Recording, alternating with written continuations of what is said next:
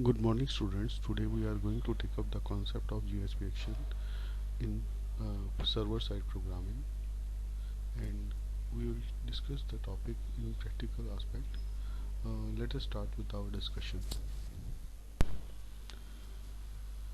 GSP specification provides standard action tags for use within your GSP pages.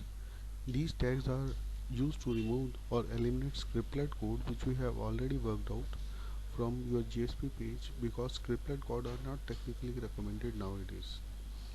These actions used to construct in XML syntax to control the behavior of servlet engine.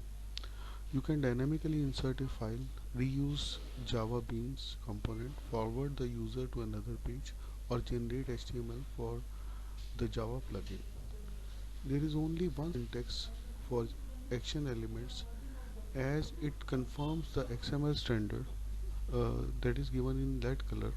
You can follow the particular syntax very easily. First you have to mention the GSP colon action name. After that you have to specify the attribute with the value. Element are basically predefined functions and they can be considered at the time of request for a specific resource within GSP.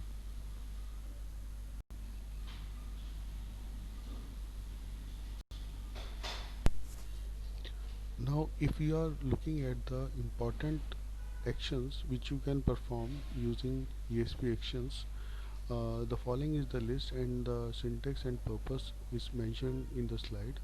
The very first one is include action that include a file at the time of page is requested. The number two is use bean directive that is basically required to find or instantiate a Java bean. A Java bean is a plain old Java object class, or you can say Pojo class, which do have some specific attributes and setter and getter method. And if you want to instantiate the object of that Java class, you can use bean action. And further, you do have setter and getter method, and for that, if you are looking at the third syntax that used to take up the set property or set property action associated with the bean, and it used to set the property of Java bean. And if you want to retrieve the property associated with the Java bean, in that case you can use GSP colon get property action. It used to insert the property of Java bean into the output.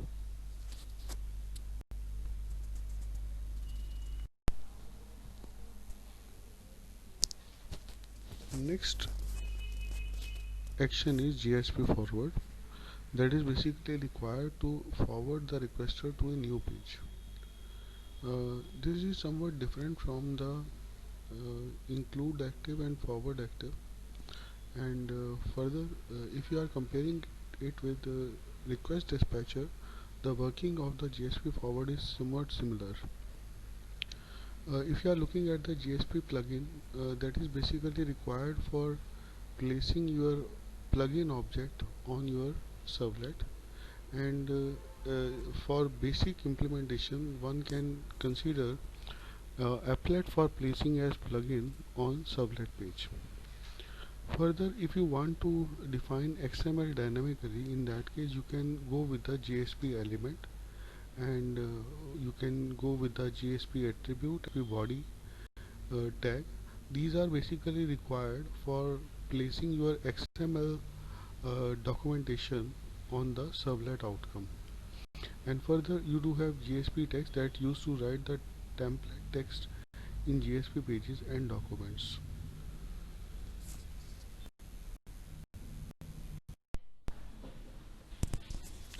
Now, if we are specifying GSP action, the most common two attributes which are required by all the elements, they are number one ID attribute and number two scope attribute.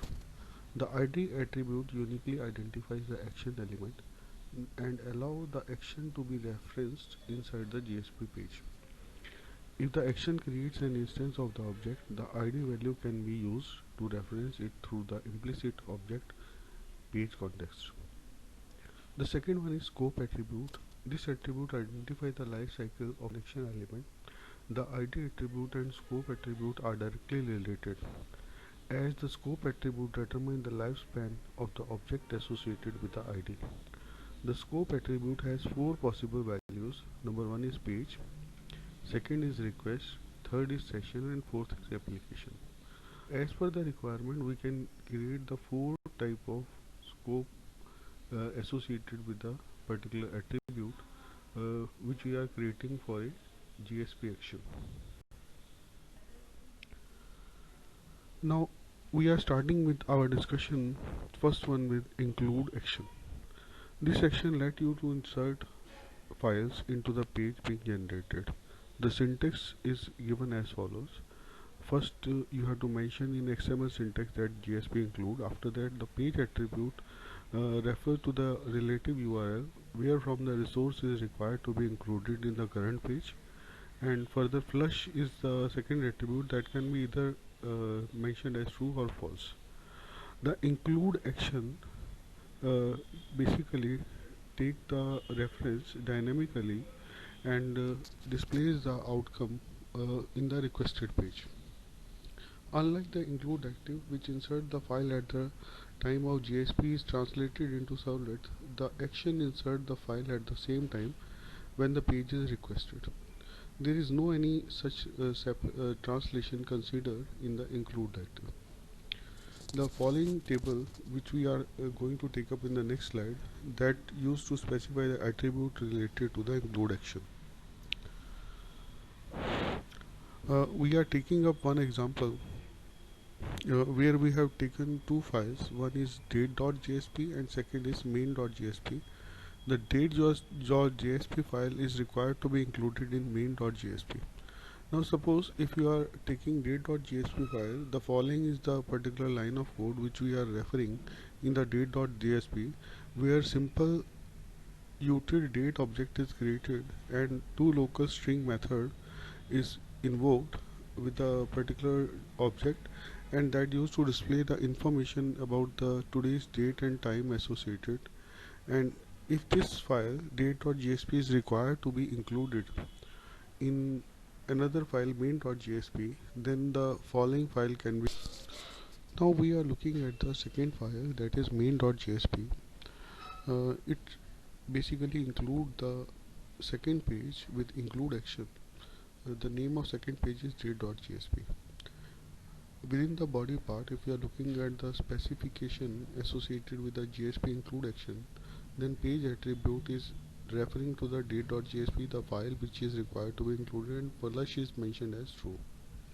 The outcome of this file will display the main page outcome, and at the same time it used to display the information of date.jsp at the time of request itself, and the outcome will be displayed with the date information from date.jsp with main page content. Now the second main important discussion we can take up about the use bean action. The use bean action is quite versatile. It searches for an existing object utilizing the ID and scope variable. If an object is not found, it tries to create the specified object. The syntax is given in the red color.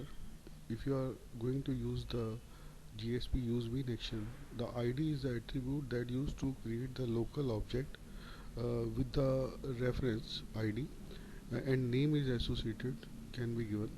And further you do have the class attribute that used to refer the class for which object is required to be created using use bean action.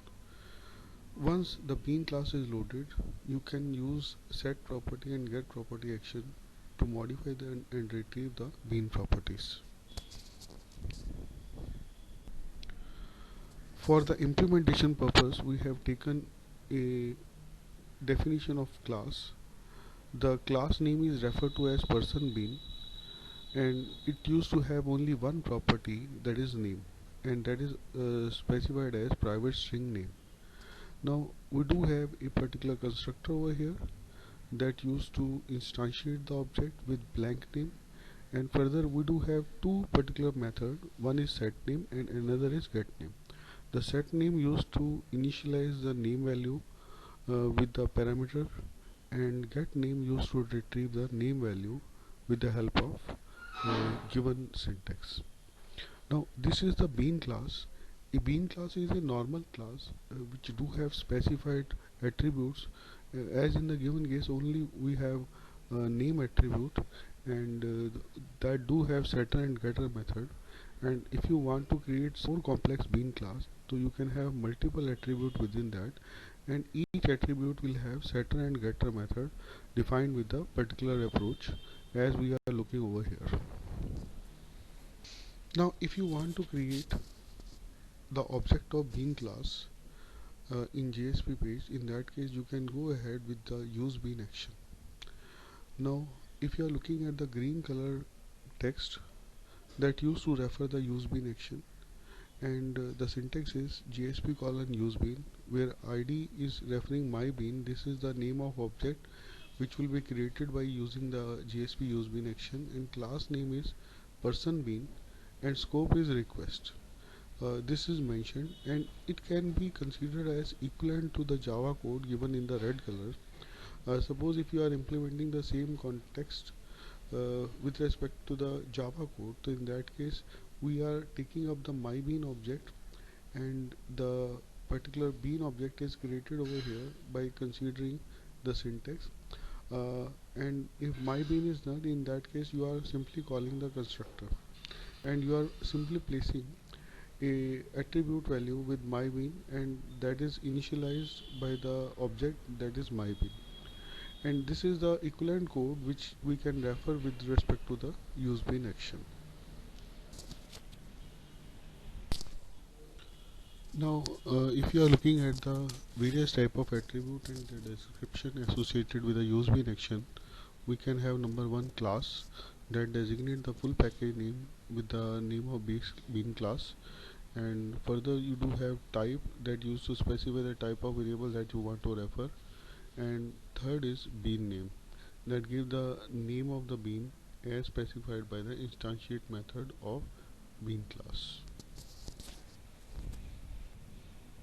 Further we do have set property action that used to set the property of bean.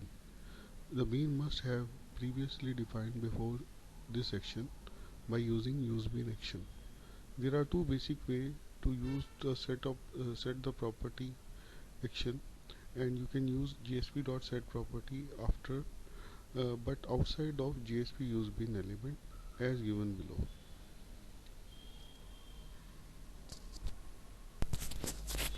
Now if you are looking at the particular JSP file usebean1.jsp, in this slide we have taken the implementation of useBean action, set property and get property action simultaneously. In a given example we have created the object of person bean class with the id person. The same you are going to refer in the set property action, where name used to refer the person, that is the id value which we have already created in the useBean action. The property which we want to refer for changing is name, and the value assigned to that is Viraj. Further, if you are looking at the next implementation part, where body is enclosed with a JSP get property action, within same context we do have the name of the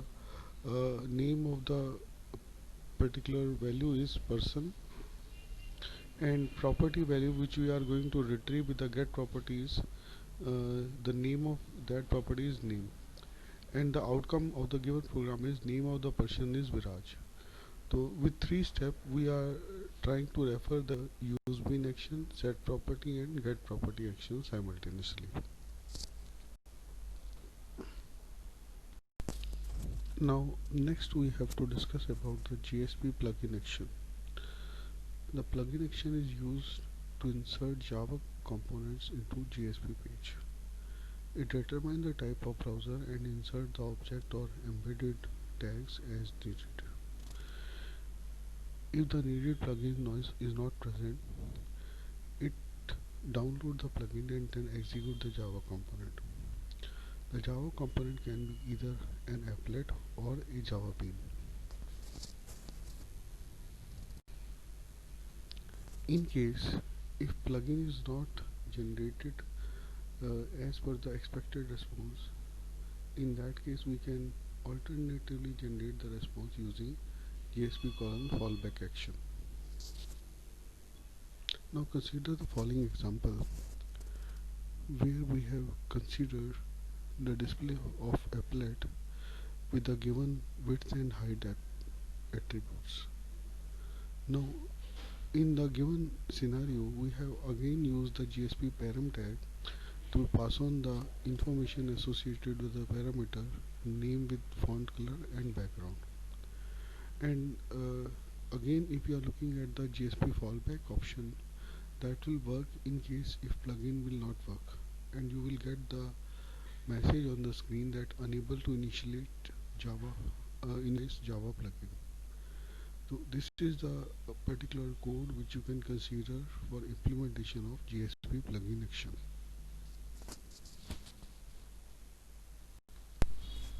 At last we do have discussion about XML generation through GSP actions. Within this we do have the GSP element attribute and body actions which are used to define XML elements dynamically. The word dynamically is important because it means that the XML element can be generated at the request time rather than statically at compile time. Now look at the example. In the given example, automatically we will get the generation of XML element with the attribute with XML element attribute with assigned value of attribute, and within body part we will get the body of XML element as outcome.